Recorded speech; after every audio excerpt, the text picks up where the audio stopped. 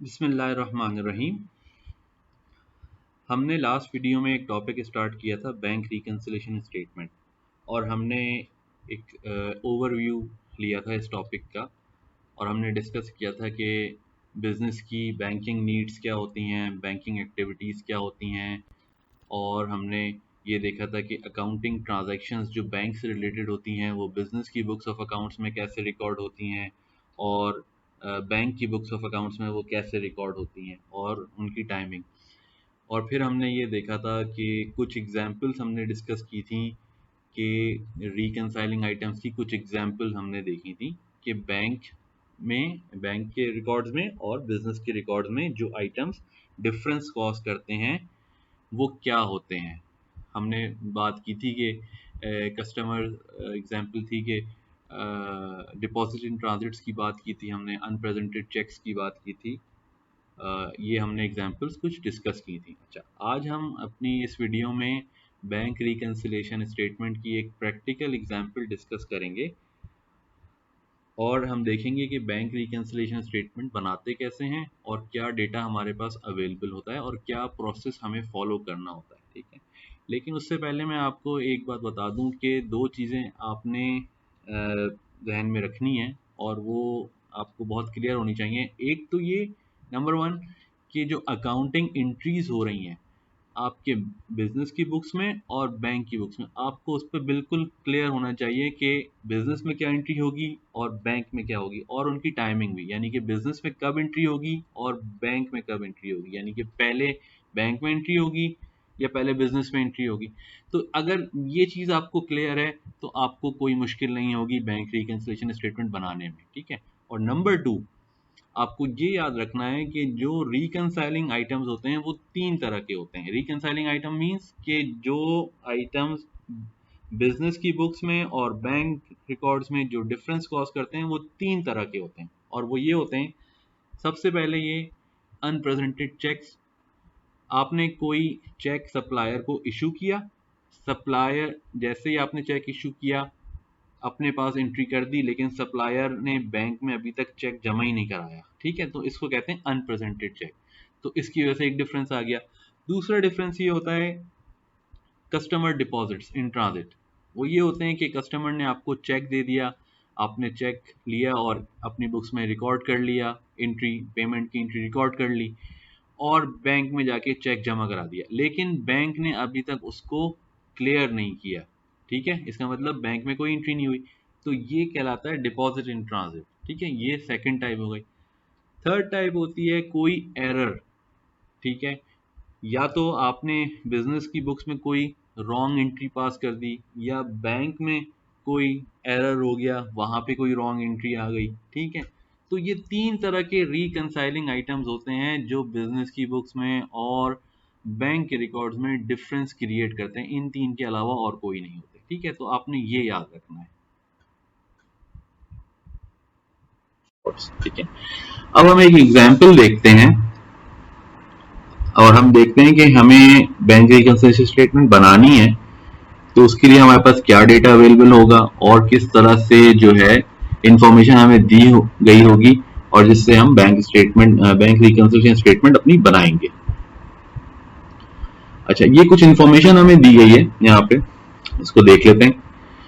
General ledger of ABC company showed bank balance of 204,520 as at December 31st, 2021, while bank statement showed a credit balance of 163,650। ठीक है, अच्छा, यहाँ पे आप ये नोट कर लें कि बैंक का जो बैलेंस है वो हमेशा डेबिट बैलेंस होता है बिजनेस की बुक्स में। ठीक है, जब बैंक में बिजनेस की बुक्स में डेबिट बैलेंस है, इसका मतलब बैंक के रिकॉर्ड्स में ऑटोमेटिकली क्रेडिट बैलेंस होगा। ये हम ऑलरेडी डिस्कस कर चुके हैं। ठीक है, तो ये बात हमेशा आप अपने ध्यान में रखिएगा।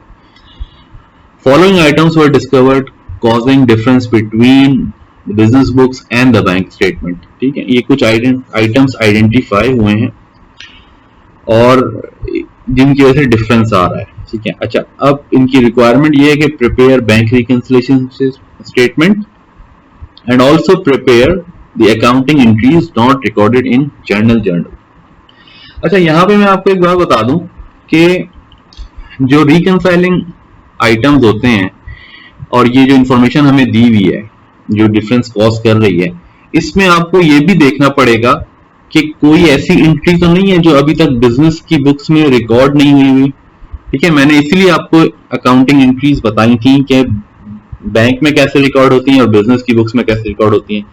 उसका रीजन ये है कि ताकि आपको पता चल जाए कि अगर कोई अकाउंटिंग एंट्री आपने अपनी बिजनेस की बुक्स में रिकॉर्ड करनी है तो आप पहले उसको रिकॉर्ड कर लें, उसके बाद बैंक रिकंसिलिएशन स्टेटमेंट बनाएं आप। ठीक है, तो हम इस डेटा में से ये भी आइडेंटिफाई करेंगे कि कोई ऐसी एंट्री है जो हमें अपने बिजनेस में रिकॉर्ड करनी है या नहीं। ठीक है, now let's go one by one. ठीक है, अच्छा, नंबर 1 आइटम जो है हमारे पास, bank charges not recorded in the GL of ₹520। अच्छा, इसका मतलब है ये बैंक ने तो हमारे डेबिट कर दिए हैं लेकिन अभी तक बिजनेस में कोई रिकॉर्ड नहीं करा हमने, इसका मतलब इसकी रिकॉर्डिंग हमें करनी पड़ेगी। ठीक है, तो अभी हम इन आइटम्स को देख लेते हैं पहले, और इसमें से हम ये आइडेंटिफाई कर लेते हैं कि इनमें से एडजस्टिंग आइटम्स यानी कि जिनकी एंट्री हमें करनी है वो कौन कौन से आइटम है। तो नंबर 1 आइटम हमने देखा और हमें पता चला कि हमें इसकी एंट्री अभी करनी पड़ेगी बिजनेस के बुक्स ऑफ अकाउंट्स में, तो हमने इसको हाईलाइट कर लिया। अच्छा, number 2, late deposits not recorded by bank for ₹31,350।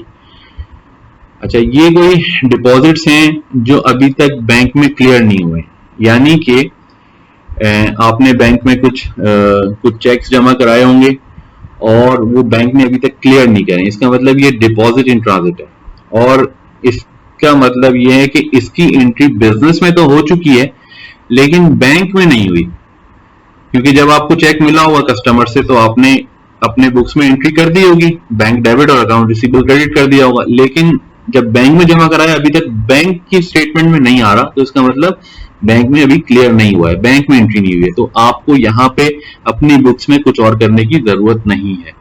ये आपका एक रिकंसाइलिंग आइटम आएगा जो कि डिपॉजिट इन ट्रांजिट की कैटेगरी में होगा। ठीक है, तो यहाँ कुछ करने की जरूरत नहीं है। अच्छा, नंबर 3 आइटम देख लेते हैं, checks issued but not presented for ₹25,000। अच्छा, ये कुछ सप्लायर्स को चेक इशू किए आपने जो सप्लायर ने अभी तक बैंक में प्रेजेंट नहीं किए, तो जब सप्लायर को आपने पेमेंट कर दी तो इसका मतलब है कि आपने अपनी बुक्स में भी एंट्री कर ली। अब वो कब बैंक में लेके जाएगा ये हमें मालूम नहीं, तो इसका मतलब हमें अपनी बुक्स में कुछ और करने की जरूरत नहीं है। ठीक है, तो यहाँ पे कोई एंट्री की जरूरत नहीं है। अच्छा, अब 4th आइटम देख लेते हैं, promissory notes collected by the bank.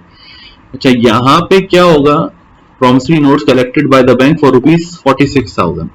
इसका क्या मतलब है, इसका मतलब है कि आपको किसी कस्टमर ने प्रॉमिसरी नोट्स दिए थे, ठीक है, आपने वो बैंक को दे दिए और उसमें यह था कि किसी सर्टेन डेट के ऊपर कस्टमर से ये कलेक्ट हो जाएंगे। अच्छा, अब इसमें इंफॉर्मेशन हमें दी है, promissory notes collected by the bank for ₹46,000। अच्छा, अब ये हमें अपनी बुक्स में रिकॉर्ड करनी पड़ेगी, क्योंकि अभी तक हमने ये अपनी बुक्स में, हमें नहीं पता कि हमारी बुक्स में अभी इनके नोट्स रिसीवेबल की एंट्री आ रही होगी। मैंने आपको करंट एसेट्स पढ़ते हुए बताया था कि जैसे अकाउंट रिसीवेबल होता है उसी तरह से नोट्स रिसीवेबल भी होता है, तो हमारी बुक्स में अभी तक ये नोट रिसीवेबल का एक करंट एसेट होगा जो हमें कस्टमर से पैसे मिलेंगे, तो बैंक ने वो कलेक्ट कर लिया, तो अभी ये इंफॉर्मेशन हमें पता चली है, तो अब हमें इसकी रिकॉर्डिंग करनी पड़ेगी। इसका मतलब ये है कि इसकी हमें अकाउंटिंग एंट्री करनी पड़ेगी।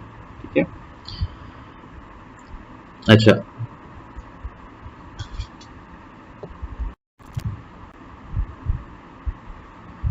अच्छा, अब 5th आइटम को हम देख लेते हैं।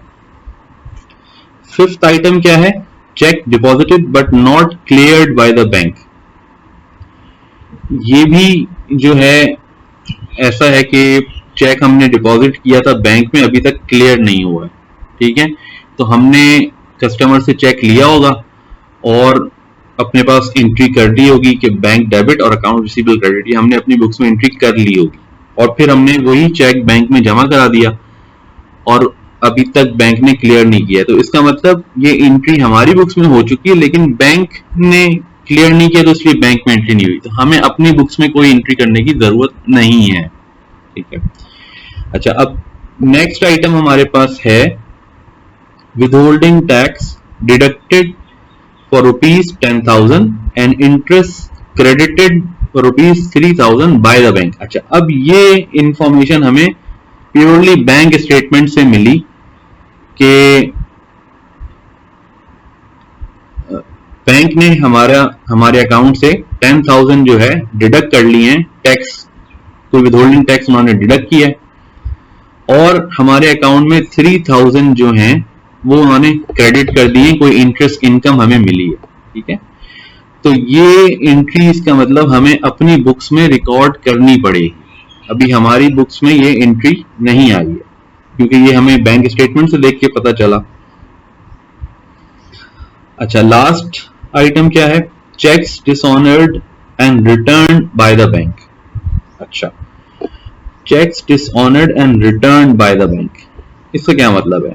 आपको कस्टमर ने कुछ चेक दिए होंगे, आपकी बुक्स में अकाउंट रिसीवेबल आ रहा था, आपको कस्टमर ने कुछ चेक्स दिए। जब कस्टमर ने आपको चेक दिए तो आपने अपने पास एंट्री कर ली होगी कि बैंक डेबिट और अकाउंट रिसीवेबल क्रेडिट। वही चेक आपने जाके बैंक में डिपॉजिट कर दिए और बैंक में जाके पता चला कि ये चेक डिसऑनर हो गया है। डिसऑनर होने का मतलब ये होता है कि चेक रिटर्न हो गया है किसी वजह से कि कस्टमर के अकाउंट में पैसा नहीं होगा और ये चेक बाउंस हो गया होगा, तो ये चेक रिटर्न हो जाता है। ठीक है, अब तो बैंक ने तो रिटर्न कर दिया चेक, तो अब हमें क्या करना पड़ेगा? हमें ये करना पड़ेगा कि हमें, इसका मतलब पैसा नहीं मिला कस्टमर से, तो अब हमें अकाउंट रिसीवेबल को वापस बुक करना पड़ेगा। जो एंट्री हमने पेमेंट रिसीट की कर दी थी कस्टमर से, उसको रिवर्स करना पड़ेगा। ठीक है, हमने अपनी बुक्स में एंट्री, जब चेक मिला होगा कस्टमर से तो क्या किया होगा? Account receivable credit bank debit. अब हमें इस एंट्री को रिवर्स करना पड़ेगा क्योंकि अभी भी कस्टमर से पैसा हमें नहीं मिला है। जो चेक मिला था वो रिटर्न हो गया है, वो बाउंस हो गया है, उसकी अब कोई हैसियत नहीं है। अब हमें कस्टमर नया चेक देगा। ठीक है, तो हम दोबारा से अकाउंट रिसीवेबल को डेबिट कर देंगे और बैंक को क्रेडिट कर देंगे। ठीक है, तो इसका मतलब इस आइटम की भी एंट्री हमें अपनी बुक्स में करनी पड़ेगी। ठीक है, अच्छा, अब ये 4 आइटम जो हमने हाईलाइट किए हैं, इसका मतलब इनकी एंट्री हमारी बुक्स में नहीं हुई हुई, बैंक में हो चुकी है, इसलिए बैंक स्टेटमेंट में रिफ्लेक्ट कर रहे हैं, हमारी बुक्स में नहीं हुई। तो पहले हम इनको रिकॉर्ड करेंगे अपनी बुक्स ऑफ अकाउंट्स में और उसके बाद हम बैंक रिकंसिलिएशन स्टेटमेंट बनाएंगे। ठीक है, तो अब पहले क्या कर लेते हैं? अकाउंटिंग एंट्रीज कर लेते हैं। ठीक है, अकाउंटिंग एंट्रीज मैंने ये बनाई नहीं है यहाँ पे। अच्छा, पहला आइटम ये था कि बैंक चार्जेस हमने रिकॉर्ड करने थे, तो हमने बैंक चार्जेस एक्सपेंस डेबिट कर दिया, बैंक को क्रेडिट कर दिया, डिस्क्रिप्शन उसकी लिख दी, टू रिकॉर्ड बैंक चार्जेस। ठीक है, नेक्स्ट आइटम हमारे पास था प्रॉमिसरी नोट्स का। प्रॉमिसरी नोट्स हमें बैंक ने कलेक्ट कर लिए थे, तो बैंक ने रिकॉर्ड कर लिए थे, हमारे पास कोई एंट्री नहीं हुई थी, तो हमने क्या किया? पैसा आ गया है प्रॉमिसरी नोट्स में, तो हमने बैंक को डेबिट कर दिया और नोट्स रिसीवेबल जो हमारे पास करंट एसेट में थे उसको क्रेडिट कर दिया। ठीक है, तो ये एंट्री भी हो गई, to record collection of promissory notes. ठीक है, ये एंट्री भी कर ली हमने। इसके बाद बैंक ने हमें टैक्स, कुछ विदहोल्डिंग टैक्स डिडक्ट किया था और हमें कुछ इंटरेस्ट इनकम हमें क्रेडिट की थी हमारे अकाउंट में, तो इसकी आइटम नंबर 6 था ये, तो इसकी एंट्री भी हम कर लेंगे अपनी बुक्स में। टैक्स एक्सपेंस डेबिट कर देंगे और बैंक अकाउंट को क्रेडिट कर देंगे। टैक्स जो है वो एक्सपेंस होता है, तो टैक्स एक्सपेंस डेबिट कर दिया और पैसे चले गए क्योंकि बैंक ने डिडक्ट कर लिए ऑलरेडी, तो बैंक को क्रेडिट कर देंगे। एसेट यहाँ पे रिड्यूस हो रहा है तो एसेट को क्रेडिट कर देंगे। इसी तरह से इंटरेस्ट इनकम मिल गई हमें, तो एसेट बैंक अकाउंट डेबिट कर दिया और इंटरेस्ट इनकम इनकम है, तो इनकम इंक्रीज होगी तो क्रेडिट करते हैं। ठीक है, अच्छा, लास्ट एंट्री जो थी हमारे पास वो ये थी कि चेक डिसऑनर हो गया था, कस्टमर से चेक मिला था वो डिसऑनर हो गया था, यानी बाउंस हो गया था, तो हम वापस अकाउंट रिसीवेबल को डेबिट कर लेंगे उस अमाउंट से और बैंक को क्रेडिट कर देंगे। ठीक है, ये हमने जो एंट्री पहले ही, जब हमें चेक मिला था तो हमने अपने पास एंट्री कर ली थी बैंक डेबिट और अकाउंट रिसीवेबल क्रेडिट, उसको एंट्री को सिंपली हम रिवर्स कर देंगे। अच्छा, अब जब ये एंट्रीज हमारे पास हो गई बुक्स में, तो हम कैलकुलेट करेंगे कि अब हमारे पास जो बैंक का बैलेंस है अब क्या शो हो रहा है। देखिए, पहले हमारे पास बैंक का बैलेंस शो हो रहा था 204,520, 204,520। अब ये वाली जब एडजस्टमेंट्स हमने करी तो हमें ये बैलेंस चेंज हो जाएगा, हमारी बुक्स में बैंक का बैलेंस चेंज हो जाएगा। तो हम पहले ये देखेंगे कि हमारी बुक्स में अब एडजस्टेड बैलेंस क्या आ रहा है बैंक का। तो उसके लिए हमें टी अकाउंट की जरूरत पड़ेगी। टी अकाउंट यहाँ पे मैंने बना लिया। देखिए ये हमारे पास बैलेंस था जो शुरू में हमें दिया हुआ था 204,520। उसके बाद जो हमने एंट्रीज करी हैं, notes receivable, bank charges, tax, account receivable, ये सारी एंट्रीज हमने कर ली। और इसके बाद जो हमें बैलेंस मिला, एडजस्टेड बैलेंस, वो मिला 200,000। तो बैंक का बैलेंस 200,000 हो गया हमारी बुक्स में, बिजनेस की बुक्स में। अच्छा, अब ये देखते हैं कि कुछ डिफरेंसेस अभी भी रह गए हैं जो हमारे हाईलाइट नहीं थे, जो कि हमारे डिपॉजिट इन ट्रांजिट से और जो चेक अनप्रेजेंटेड चेक से वो अभी भी रह गए हैं हमारे पास। तो बैंक स्टेटमेंट अभी भी शो कर रही है 163,650 और एडजस्टेड बैलेंस शो कर रहा है बैंक का हमारी बुक्स में 200,000। अब मैं क्या करूंगा, अब मैं बनाऊंगा बैंक रिकंसिलेशन स्टेटमेंट। ठीक है, अब बैंक रिकंसिलेशन स्टेटमेंट कैसे बनेगी, देखें। बैंक रिकंसिलेशन स्टेटमेंट नॉर्मली ऐसे बनती है, मैं आपको दिखा देता हूं स्क्रीन पे। देखें, सबसे पहले तो ये बिजनेस का नाम आ जाएगा, फिर ये बैंक रिकंसिलेशन स्टेटमेंट का नाम आ गया और उसकी डेट आ जाएगी कि ये हम बना रहे हैं एज एट 31 दिसंबर 2021। अच्छा, अब दो तरीके हैं इसको बनाने के।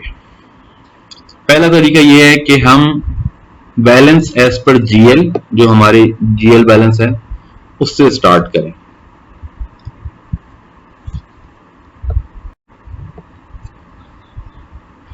तो हम स्टार्ट कर रहे हैं जीएल बैलेंस से। पहला तरीका यह है कि जीएल बैलेंस से स्टार्ट करें, और हम बैंक बैलेंस से भी स्टार्ट कर सकते हैं, वो मैं आपको अभी इसके बाद बताता हूं कि कैसे करते हैं। ठीक है, अच्छा, अब वही अपने जहन में रखें कि हमने हमारे डिफरेंसेस क्या हैं। देखिए, ये हमारा एडजस्टेड बैलेंस है जो अभी हमने टी अकाउंट के जरिए देखा है। टी अकाउंट में हमने कैश बैंक की सारी एंट्रीज पोस्ट कर ली। उसके बाद जो रिवाइज बैलेंस आया हमारे पास वो है 200,000 रुपीज। ठीक है, यहां पे मैं लिख लूं रुपीज। अच्छा, अब क्या होगा कि हम आइटम बाय आइटम देखते हैं कि जो हमारे पास रिकंसाइलिंग आइटम्स हैं। मैंने आपको बताया था कि deposit in transit, unpresented cheques या कोई एरर, ये 3 रिकंसाइलिंग आइटम्स होते हैं बैंक रिकंसिलेशन में।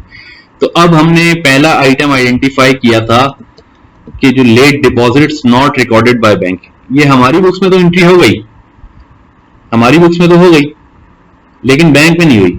तो अब हम क्या करेंगे, हमारी बुक्स में चूंकि एंट्री हुई हुई है तो 200,000 में ये 31,000 की पेमेंट ऑलरेडी शामिल है, तो अब हम इसको लेस कर देंगे इसमें से। ठीक है, इसलिए हमने डिपॉजिट इन ट्रांजिट को लेस कर दिया। अच्छा, अब अनप्रेजेंटेड चेक है, ये हमने चेक इशू किया था सप्लायर को और उसने अभी तक बैंक में नहीं किया, जमा नहीं किया बैंक में। ठीक है, तो इसका मतलब हमारे ये 200,000 है, इसमें ये 25,000 शामिल नहीं है। ठीक है, तो हम क्या करेंगे, इसको ऐड कर लेंगे इसमें, अनप्रेजेंटेड चेक को, जो कि हमने ऑलरेडी पेमेंट की एंट्री अपनी बुक्स में कर ली थी, लेकिन वो बैंक में अभी तक चेक लेके गया ही नहीं है। तो इसलिए हमें बैंक के बैलेंस पे पहुंचने के लिए इसको ऐड करना पड़ेगा 200,000। ये हमने ऐड कर लिया इसको। ठीक है, अच्छा, एक और एंट्री थी हमारे पास डिपॉजिट इन ट्रांजिट की, वो ये था, वो ये आइटम नंबर 5 था, checks deposited but not cleared bye the bank. हमने कस्टमर के चेक्स अपनी बुक्स में रिकॉर्ड कर लिए थे और फिर बैंक में डिपॉजिट करा दिए, लेकिन बैंक ने अभी तक क्लियर नहीं किया। अब जो एक्शन पेंडिंग है वो बैंक के पार्ट पे पेंडिंग है। ठीक है, बैंक ने इसको क्लियर करके अपनी बुक्स में रिकॉर्ड करना है और हमारे अकाउंट को अपडेट करना है। हमें अपनी बुक्स में कुछ और करने की जरूरत नहीं है। ठीक है, तो हम क्या करेंगे, हम अपनी बुक्स में ऑलरेडी इसको रिकॉर्ड कर चुके थे, तो अब हम बैंक के बैलेंस पे पहुंचने के लिए इसको अपने जीएल बैलेंस से रिड्यूस कर देंगे, इसको लेस कर देंगे। अच्छा, अब ये 3 रिकंसाइलिंग आइटम हमारे पास आ गए, इसमें से पहला डिपॉजिट इन ट्रांजिट है, दूसरा अनप्रेजेंटेड चेक है, तीसरा भी डिपॉजिट इन ट्रांजिट के नेचर में। हम इन सब का टोटल करेंगे तो हमें ये बैलेंस मिल जाएगा 163,650 और बैंक स्टेटमेंट का एग्जैक्टली यही बैलेंस है। ठीक है, तो इस तरीके से ये हमारी बैंक रिकंसिलिएशन स्टेटमेंट बन गई। अब हमें पता है कि हमारे और बैंक के रिकॉर्ड्स में ये 3 ट्रांजैक्शन हैं जो डिफरेंस कॉज कर रही हैं और हमें इसका कोई एक्शन लेने की जरूरत नहीं है क्योंकि हम ऑलरेडी अपनी बुक्स में एंट्रीज कर चुके हैं, अकाउंटिंग एंट्रीज। अब जो भी एंट्रीज होंगी वो बैंक के रिकॉर्ड्स में होंगी। जब वो एंट्रीज हो जाएंगी बैंक के रिकॉर्ड में तो ये डिफरेंसेस ऑटोमेटिकली खत्म हो जाएंगे। अच्छा, अब ये कैसे होगा? अब देखें 31 दिसंबर पे हमने ये बनाई स्टेटमेंट, हो सकता है बैंक 1 जनवरी को, 2 जनवरी को या 3 जनवरी तक ये आइटम्स अपने पास रिकॉर्ड कर ले। तो हम क्या करेंगे, जनवरी की बैंक स्टेटमेंट मंगवाएंगे, एक हफ्ते बाद हो सकता है हम एक हफ्ते बाद मंगवाएं बैंक से स्टेटमेंट, और हम ये देख लेंगे कि जनवरी की 1 को, 2 को, 3 को अगर बैंक ने इसको क्लियर कर दिया है फॉर एग्जाम्पल, तो it will automatically B same. ठीक है, फिर ये डिफरेंस नहीं रहेगा, फिर हमारे जीएल का बैलेंस और हमारी बैंक का बैलेंस सेम हो जाएगा। ठीक है, तो मकसद इस स्टेटमेंट का ये है कि हमें ये रिकंसाइलिंग आइटम्स की पूरी नॉलेज हो और हमें पता हो कि अब एक्शन बैंक के पार्ट पे पेंडिंग है, हमारे पार्ट पे पेंडिंग नहीं है। हमने जो भी डिफरेंसेस आइडेंटिफाई किए उसमें से हमने देखा कि जो एंट्रीज हमारी बुक्स में होनी है वो हमने पहले एंट्रीज कर ली, अपना बैंक का बैलेंस एडजस्ट कर लिया और फिर एडजस्टेड बैलेंस से हमने रिकंसाइल करते हुए हम बैंक के बैलेंस पे पहुंच गए, यानी बैंक स्टेटमेंट के बैलेंस पे पहुंच गए। और अब हमें पता है कि 200,000 में और 163,650 में जो डिफरेंसेस हैं वो इन 3 एलिमेंट्स की वजह से आ रहा है, और ये है, एक इसमें डिपॉजिट इन ट्रांजिट है, इसमें एक अनप्रेजेंटेड चेक है और एक और डिपॉजिट इन ट्रांजिट। इसमें एरर की कोई ऐसा एरर नहीं मिला हमें जो इसमें हमें लेना पड़ता है इस रिकंसिलिएशन में। तो 2 कैटेगरीज तो हमने देख ली। ठीक है, अभी इस एग्जाम्पल में हमारे पास कोई एरर या ओमिशन का कोई एग्जाम्पल नहीं थी हमारे पास। तो इस तरह से हमारी बैंक रिकंसिलिएशन स्टेटमेंट बन गई। अच्छा, अब यहां पे हमारा स्टार्टिंग पॉइंट था बैलेंस एज पर जीएल। अगर मैं स्टार्ट करूं balance as per bank statement में तो क्या होगा? तो इसका बिल्कुल रिवर्स प्रोसीजर मुझे फॉलो करना पड़ेगा।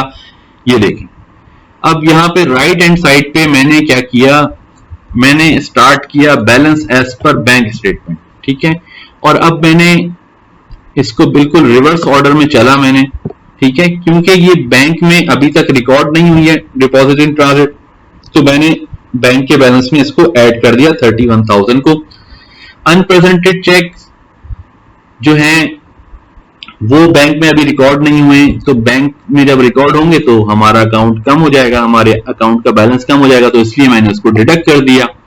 और अगेन ये 30,000 डिपॉजिट इन ट्रांजिट है तो इसको फिर मैंने ऐड कर दिया क्योंकि अभी बैंक में इसकी रिकॉर्डिंग होना बाकी है। जब ये रिकॉर्ड होगा तो हमारा अकाउंट बैलेंस बढ़ जाएगा बैंक के पास। ठीक है, तो बिल्कुल रिवर्स ऑर्डर में मैं चला हूं यहां पे और मैं फिर वहीं अपने जीएल बैलेंस पे पहुंच गया। ठीक है, तो ये तरीके हैं, आप चाहे इस तरीके से बनाएं, आप चाहे बैंक स्टेटमेंट के बैलेंस से शुरू करके बनाएं, आप चाहे जीएल के बैलेंस से स्टार्ट करके बनाएं, आपको रिजल्ट जो है वो सेम मिलेंगे। ठीक है, और दोनों तरीकों से बनाई जा सकती है बैंक स्टेटमेंट। लेकिन इसको समराइज कर लें अगर हम इस पूरी डिस्कशन को, तो सबसे पहले इंफॉर्मेशन के अंदर हमें ये आइडेंटिफाई करना है कि कोई ऐसे आइटम्स तो नहीं है जिनको हमें बिजनेस की बुक्स में रिकॉर्ड करना है। तो पहले हम उनको रिकॉर्ड करेंगे बिजनेस की बुक्स में और फिर हम बैंक रिकंसिलिएशन स्टेटमेंट बनाएंगे। ठीक है, तो हमने सबसे पहले 4 आइटम्स जो हैं वो हाईलाइट किए येलो में और हमने देखा कि इनकी तो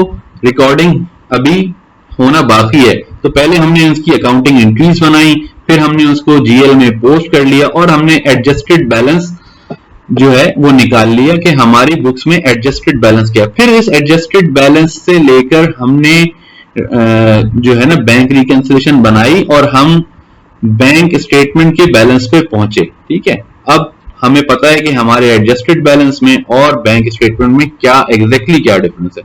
तो ये तरीका है बैंक रिकंसिलिएशन स्टेटमेंट बनाने का। ठीक है, हम नेक्स्ट वीडियोस में मजीद कुछ एग्जांपल्स इसकी देखेंगे, लेकिन आई होप कि इसमें ये सारी चीजें, इसका प्रोसेस क्लियर होगा, इसका कॉन्सेप्ट अब क्लियर हो चुका होगा। अभी भी अगर आपको कोई क्वेश्चंस हैं तो आप कमेंट कर सकते हैं, मैं उसको रिस्पॉन्ड कर दूंगा। यहाँ पे मैं इस वीडियो को एंड कर रहा हूँ। नेक्स्ट वीडियो में हम मजीद बैंक रिकंसिलिएशन स्टेटमेंट्स की कुछ एग्जांपल्स को डिस्कस करेंगे। Thank you.